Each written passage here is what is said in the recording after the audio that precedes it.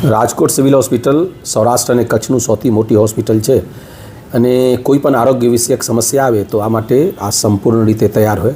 અત્યારે જે orange alert અને હીટ વેવની જે સરકારશ્રી દ્વારા જાહેર કરવામાં આવ્યું છે, આમાં રાજકોટમાં વધારેથી વધારે ટેમ્પરેચર હોય અને આ માટે તૈયારીની ભાગરૂપે હીટ વેવથી બચવાની તૈયારીની ભાગરૂપે સિવિલ હોસ્પિટલમાં અલગ અલગ ફેઝનું તૈયારી કરવામાં આવ્યું છે. ઓપીડીની વાત કરીએ તો ઓપીડીમાં ડૉક્ટર્સને એવી રીતે ઇન્સ્ટ્રક્શન આપવામાં આવ્યું છે કે કોઈ પણ જે હીટ વેવ રિલેટેડ જે ગરમી રિલેટેડ કોઈ પણ દર્દી આવે તો આનું અલગથી પ્રાયોરિટી મુજબ પહેલાં આનું સારવાર કરે. પછી જ્યાં સુધી ઇમરજન્સીની વાત છે, ઇમરજન્સીમાં 24/7 પીડીયુ હોસ્પિટલનું ટીમ તૈયાર છે. આમાં ડૉક્ટરથી લઈને તબીબી staff, nursing staff, paramedical staff બધું તૈયાર છે. આ સાથે સાથે જે પહેલાં કોવિડ હોસ્પિટલ તરીકે ઓળખાતા હતા, આ PMSY બિલ્ડિંગમાં સેકન્ડ ફ્લોર ઉપર 25 બેડનું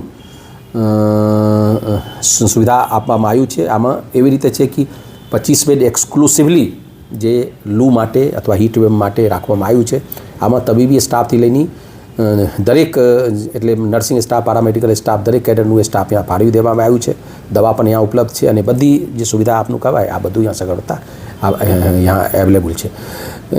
જ્યાં સુધી કેસોની વાત છે, અત્યારે જોઈએ તો રાજકોટ સિવિલ હોસ્પિટલમાં અમૂમન 10% કેસ આ રિલેટેડ આવે છે.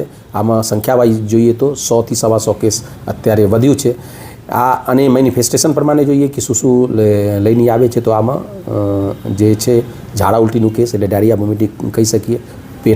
પેટમાં દુખાવો થાય, અમૂમન સારું નહીં લાગે, મને મજા નથી આવતું, શરીર ગરમ ગરમ લાગે, હેડેક એટલે માથાનું અચાનક બહુ વધારે દુખાવો થાય, આ બધું લક્ષણો અત્યારે સિવિલ હોસ્પિટલ જે કેસ આવે આમાં જોવા મળ્યું છે. પણ સૌથી સારા સમાચાર આપના પાસે એવું છે કે આ જે કેસ છે આ ઓપીડી બેસ્ડ કેસ છે. આમાં 3 દિવસથી 4 દિવસનું દવા ડૉક્ટર લખે મટી જાય અને આમાં એક પણ કેસ અત્યારે જે આપણું સ્પેશિયલ વોર્ડ બનાવ્યું છે આમાં કોઈ પણ દાખલ નથી.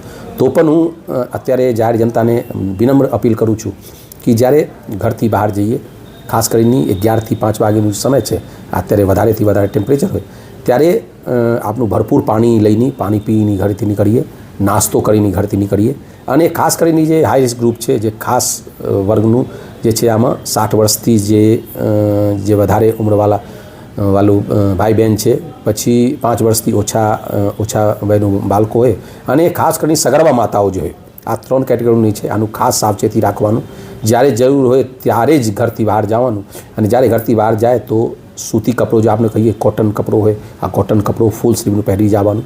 પાણી સાથે રાખવાનું. પાણીમાં લીંબુ અને જે આપણું કહીએ જે દેશી આપણું ORS હોય આમાં સુગર અને સોલ્ટ નાખીને આપણું સાથે લઈએ અને જ્યારે કોઈ અનઇઝીનેસ ફીલ લાગે ત્યારે તાત્કાલિક જ્યાં ઠંડો હોય ત્યાં આવી જવાનું અને કોઈ પણ પરિસ્થિતિમાં ડૉક્ટરની કહ્યા વગર દવાની દુકાનથી દવા લેવાનું જ નહીં. ડૉક્ટર જ્યારે કહે ત્યારે દવા લેવાનું અને પાણી વધારેથી વધારે પીવાનું. કોલ્ડ ડ્રિંક્સનો ઉપયોગ સાવ કરવાનું નહીં અને જે આપણું એવી રીતે પાલન કરીએ તો કોઈ પણ મુશ્કેલી નહીં આવે.